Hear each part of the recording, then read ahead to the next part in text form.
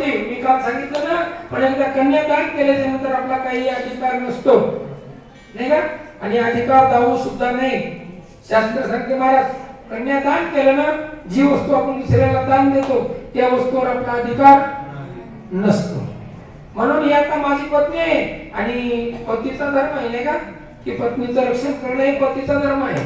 म्हणून मी तुला मारू देणार नाही. हिला जेवढी मुलं होती तेवढी देऊन टाकतो ठरलं.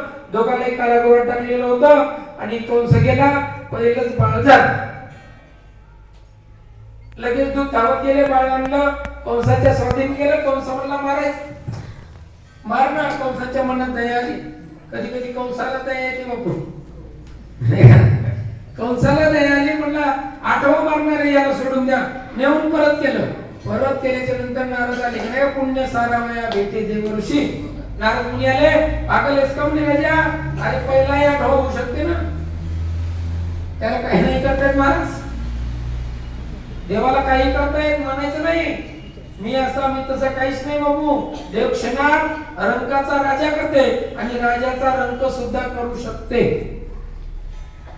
नाही काही चालत. लगेच पुन्हा दूताला पाठवलं, ते बाळ आणलं, मारलं महाराज. 6 मारले, कारण घडा भरला नव्हता त्याचा. घडा भरल्याशिवाय उडता येत नाही. घडा भरला, 6 मारले. 7वा जन्म.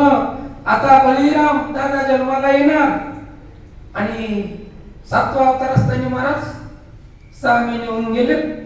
गर्भ पोटात वाढत होता आणि तेवढ्यात काय झालं, योग मायेने तो गर्भ काढला, तिकडं रोहिणीच्या उदरात नेऊन टाकला. मग कंस टाळे वाजवू लागला. कंस म्हणला, मी काय बलवान आहे, माझ्या भीतीमुळं देवकीचा गर्भ गलित झाला. असं नव्हतं झालं.